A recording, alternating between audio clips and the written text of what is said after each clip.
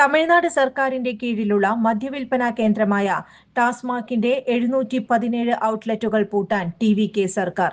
ഇതിനായി മുഖ്യമന്ത്രി C Joseph Vijay ഉത്തരവിറക്കി. ആരാധനാലയങ്ങൾ, സ്കൂളുകൾ, ബസ് സ്റ്റാൻഡുകൾ എന്നിവയ്ക്ക് സമീപത്തെ വിൽപ്പനശാലകളാണ് അടയ്ക്കുക. 500 മീറ്റർ ദൂരപരിധിയിലുള്ള കടകൾക്കാണ് പൂട്ടുവീഴുക.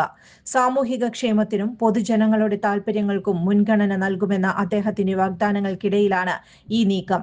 നിശ്ചിത പരിധിക്കുള്ളിലെ 4765 കടകളിൽ നടത്തിയ സമഗ്ര പരിശോധനയ്ക്ക് ശേഷമാണ് നടപടി.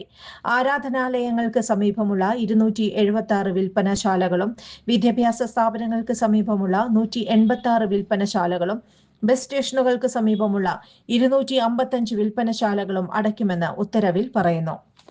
ജോൺസൺ ഓപ്റ്റിക്കൽസിൽ തിങ്കൾ, ബുധൻ, വെള്ളി ദിവസങ്ങളിൽ രാവിലെ 10 മുതൽ ഉച്ചയ്ക്ക് 1 മണിവരെ കണ്ണു ഡോക്ടറുടെ സേവനം ലഭ്യമാണ്. എല്ലാ ബ്രാൻഡഡ് ഫ്രെയിമുകളും ഇവിടെ ലഭ്യമാണ്.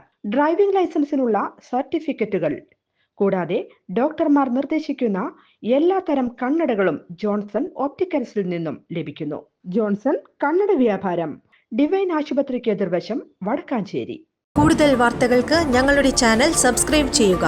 ഫേസ്ബുക്ക് ഫോളോ അപ്പ് ചെയ്യുക. വാർത്തകൾ വേഗത്തിലറിയാൻ എനി ടൈം ന്യൂസ്.